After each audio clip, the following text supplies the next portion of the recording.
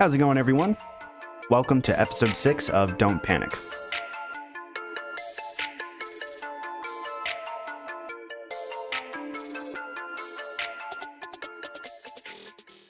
Just went purple on you bitches. That's not going to make any sense unless you're watching me on YouTube. I'm on RSS.com. Mostly. Amazon Music. What else? iTunes? Spotify. I know I'm on Spotify. I've been kind of bumping on Spotify. And it's cool because I don't make a lot of episodes. And I don't know why. I'm just so busy with nothing, really. Just enjoying life. Yeah, I've been taking a break from a lot of stuff. I said I was going to make an episode every single day. Didn't happen. But yeah, just a lot of good things going on. I've been having a lot of conversations with people. Just talking about different things. Kind of just like sidestepping the drama a little bit. And just talking to people. It's so cathartic and therapeutic. It's just really nice talking to these people and just like getting to know them as a person. Knowing that everyone has a story. I think a lot of people who like get in beefs, they're like, oh, and they just forget that they're a human that has a story. And sometimes you don't need to extend that olive branch to everyone because some people are just shitty people. But, you know, when you just remember, hey, this person that I'm having beef with or that I am just really hating right now, they have a story. It's like everybody seems to disconnect. Like everyone else is not a human. Only you're a human. Only your feelings matter. Only this, that, and the other, whatever. I just like to talk to people and eventually going to try to get these people on the podcast. I haven't done guests in a very long time, but I need to. I actually had a podcast with a guest and that video got corrupted, and thankfully it did. It was just going into a direction of getting back into dramatic shit. And I just don't want to do that anymore. I will always speak up for what I think is the truth. And will always try to defend the truth, whatever the truth is. But I'm not going to fall on the sword for anyone anymore. That sword right there. Or that axe back there. That's covered with my mic. Not going to do it. I'm not going to sacrifice my sanity for anybody. And the moment I just got out of it, so many things have changed.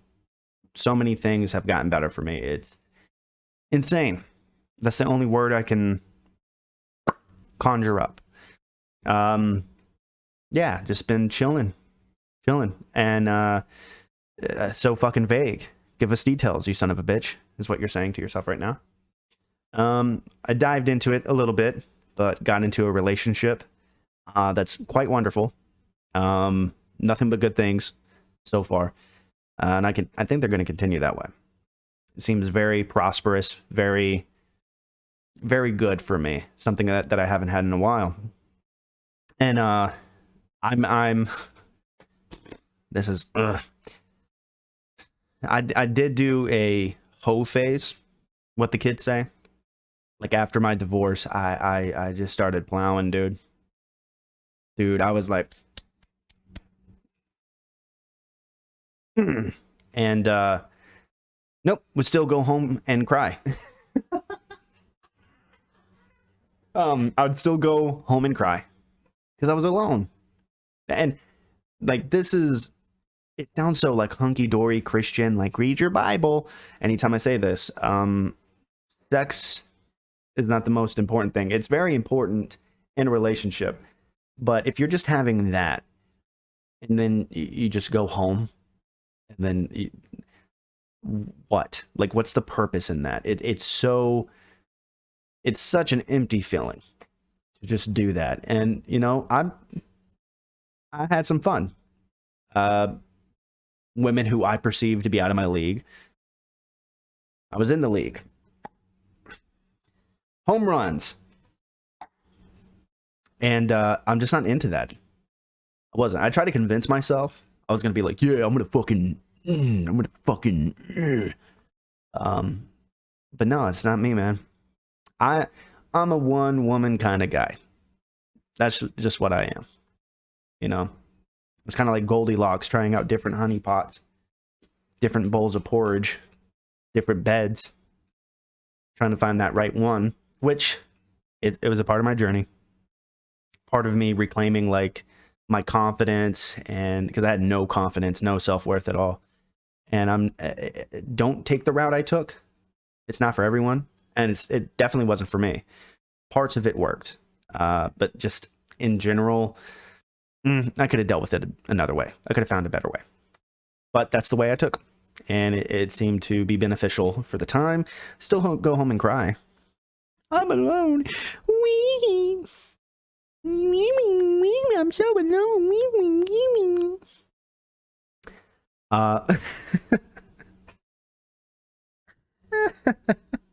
The point of the story, if there's any point, is that you'll end up where you need to end up. It doesn't matter what kind of avenue that you take. You might want to take the smarter avenue, the self-reflecting avenue, the working on yourself. But yeah, I was gonna be here regardless of what I did, because I'm not a very self-destructful person. You know, I kind of let myself, you know, throw caution to the wind. Is it cosh or caution? I've always said throw your caution to the wind, like into the wind. Throw your cosh into the wind, but it's actually just caution to the wind. Throw caution to the wind. No caution. Throw it to the wind. This is what happens when you're homeschooled. But yeah, I did that. It's cool. Cool for a bit. Still went home and cried. But with all that being said, very happy where I'm at now. It is very stable. I love stability. You know, you ever go into a restaurant and then you see a table and you got to get fucking sugar packets so it doesn't like rock back and forth and you spill your enchiladas. My enchiladas are stable, dude. I can set my enchiladas on the table and it ain't gonna slide off. There's no instability, just stability. That's nice. That's wonderful. Hey, people who are in relationships that are fucking hectic all the time. What are you doing? What are you doing? I can't understand why anyone gets into a relationship and they're like, well, this is very chaotic and gives me a lot of stress and gives me a lot of anxiety. And I have nightmares sometimes, yeah, but I'm going to stay with them. Trauma bond, who gives a shit? Boo-hoo. Like, once you, like, separate yourself from it, just take a week away from that person. You can get away from them for a week. Get away from them for a week. And then you'll know. You're like, oh, this peace and calm that I'm not having to like worry about what they're going to do to me or what they're going to say to me or how they're going to treat me. I don't have to deal with this. Cool. Yeah. I'm not into those like drama-filled relationships. I had one girl break up with me because I didn't argue with her. No joke. She broke up with me because I refused to argue with her. Not having conversations. I didn't just like never talk to her about anything.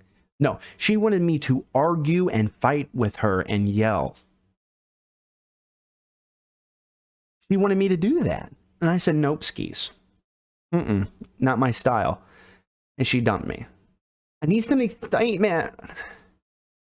I need some excitement in my life. I need someone who challenges me. Join the WWE or something, you fucking psycho bitch. No, your boy doesn't do that. I'm like, oh, you want to argue about something stupid? Bye. Oh, I didn't put the plates up right? Fuck you. Oh, I didn't do a particular task that you could have done yourself, but you asked me to do it because you're fucking lazy. So you wanted me to do it because you felt like it gave you some sort of power and control over me. But I didn't do it the right way, the way that you liked it. And it was completely fine. It was perfectly fine, but it wasn't to your OCD levels of what you wanted done. Oh, so you want to yell at me? Bye. Bye. Bye, controlling bitch. Bye. No, I don't deal with that. No. It's just something I don't deal with anymore.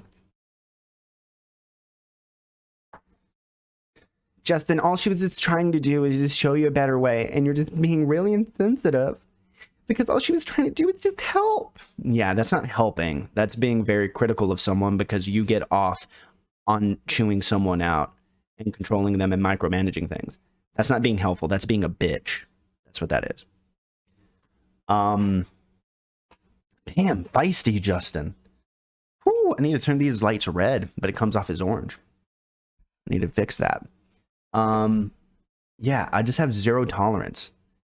Like, my divorce, post-knowledge or pre-knowledge, was terrifying to me. Like, earth-shattering, earth-ending, my life is going to suck forever.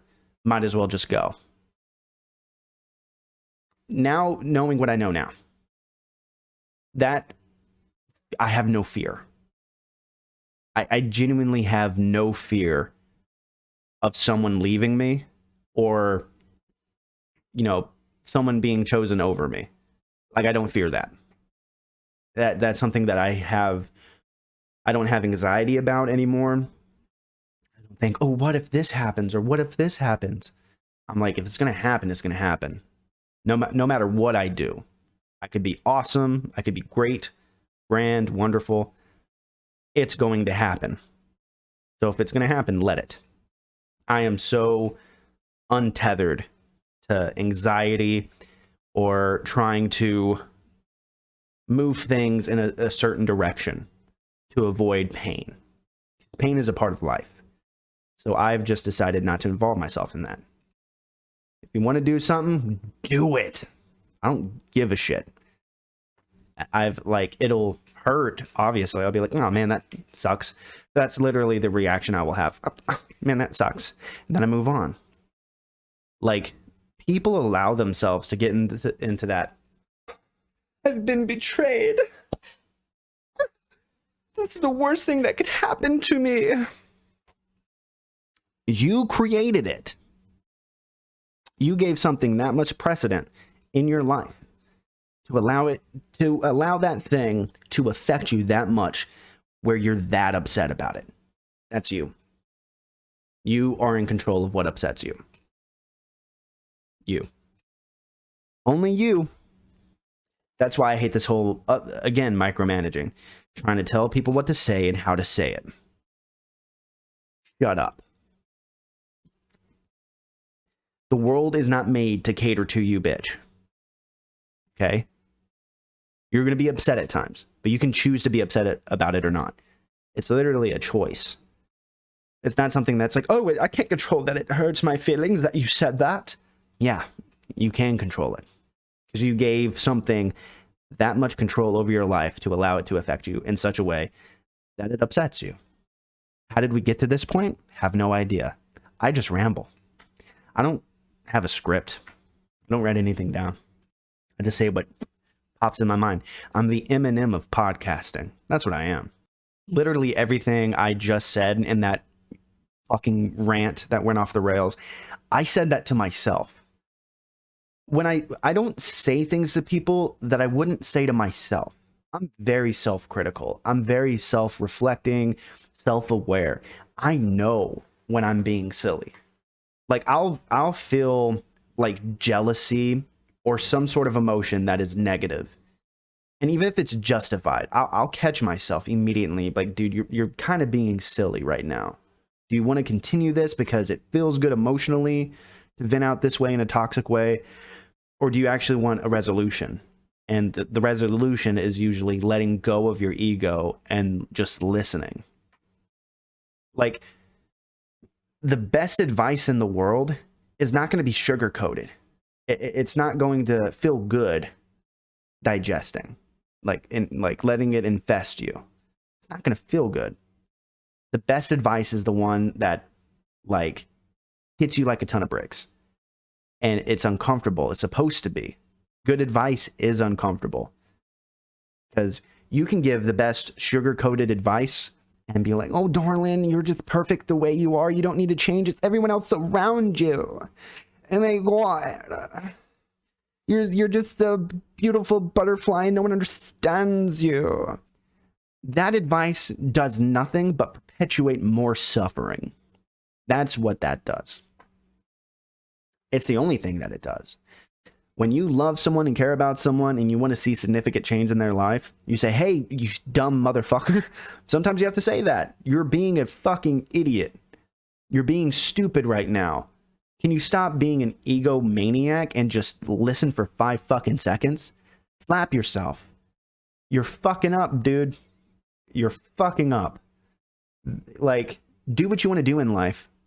But I am tired of hearing you complain about the same fucking shit every single day. When you could fix the problem, but you are just so invested in that feeling. Like, the negative feedback loop. Well, I was talking in one TikTok video about it. The negative feedback loop. Some people feel good, like being in that state. Well, no, I don't, Justin. It's a bad feeling. I just keep on remembering it, and because you keep thinking about it.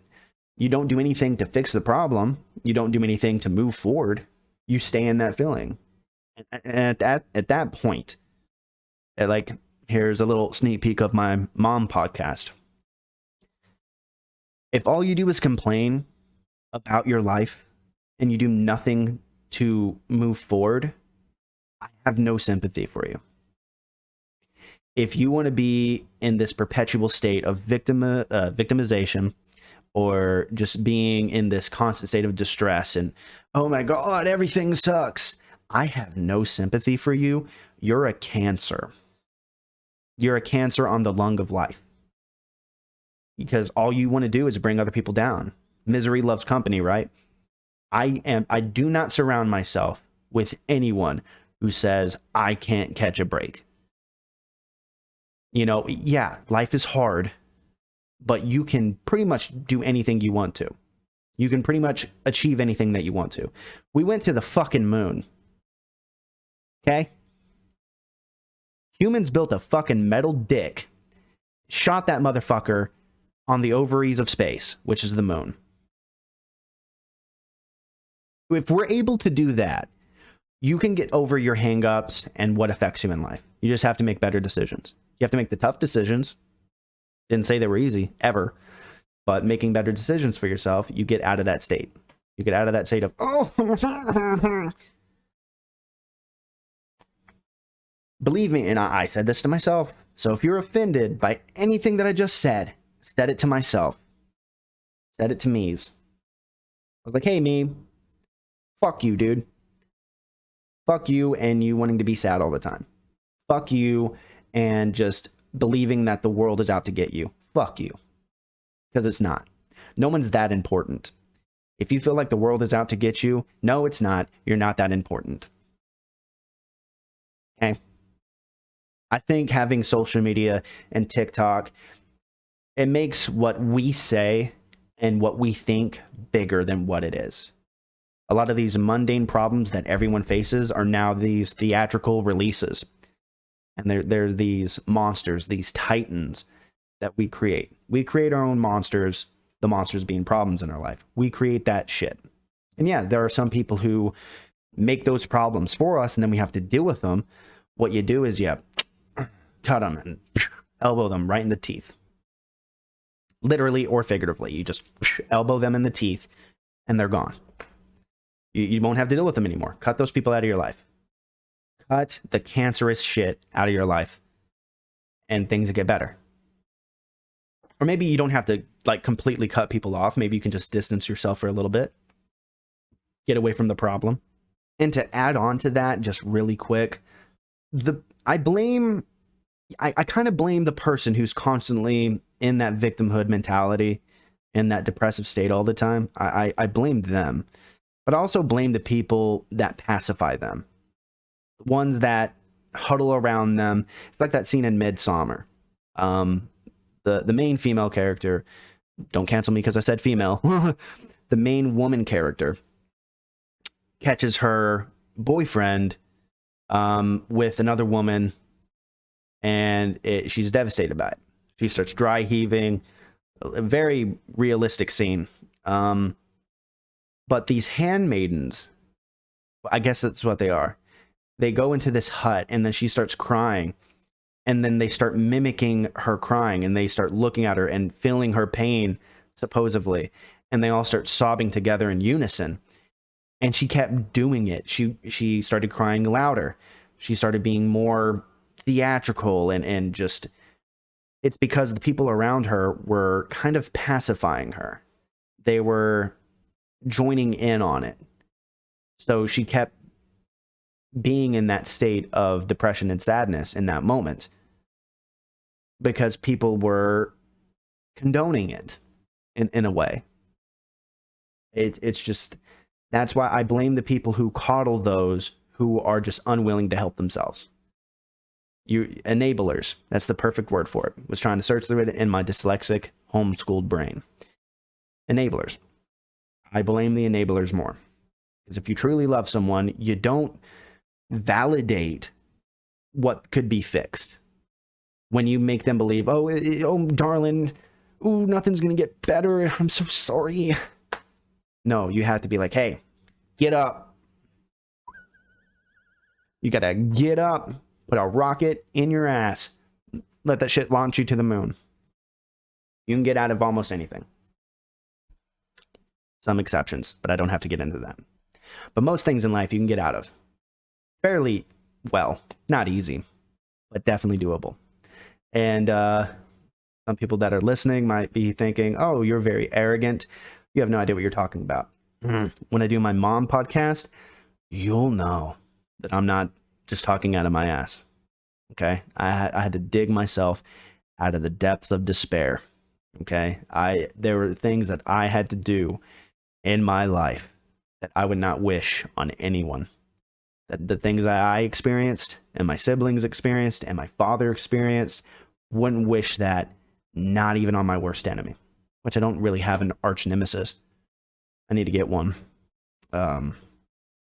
Be cool. Be kind of like I'm Batman. And please, I know people like to misconstrue what I say. You're allowed to feel sad. Okay? I'm not asking you to be a robot. Things can affect you. Okay? Allow those feelings to go through you.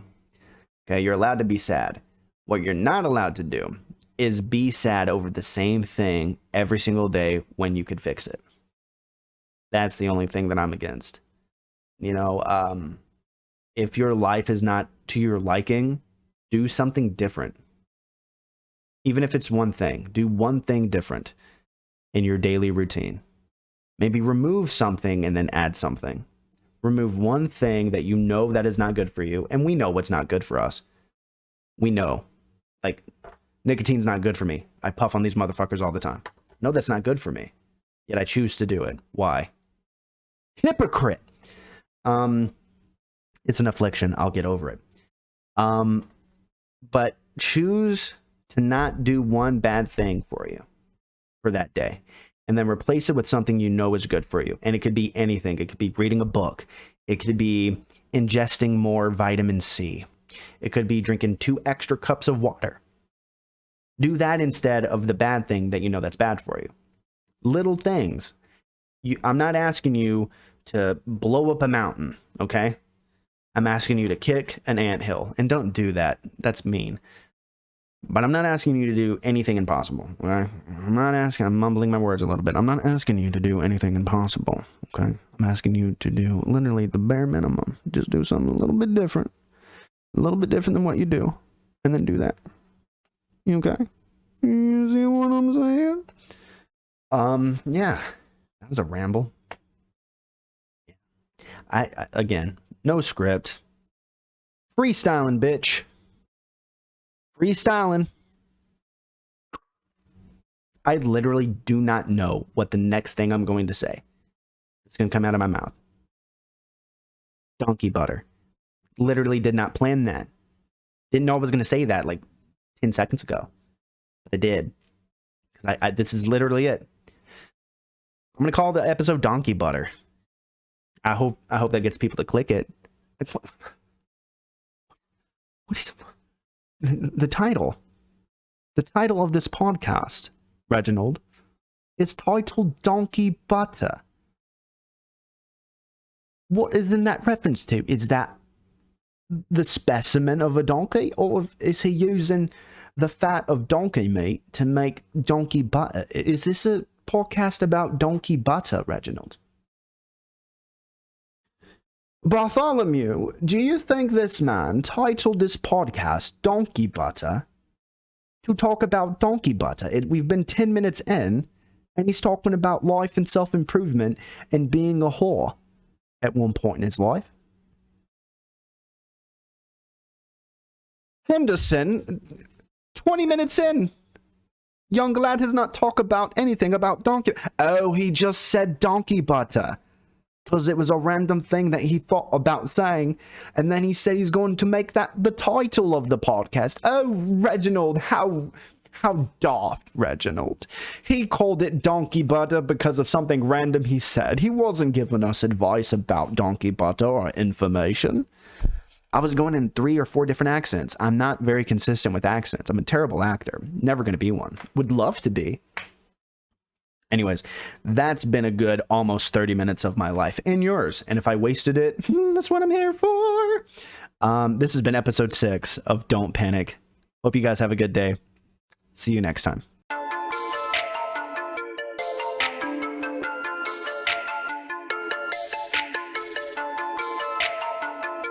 Christopherson, I'm craving some donkey butter.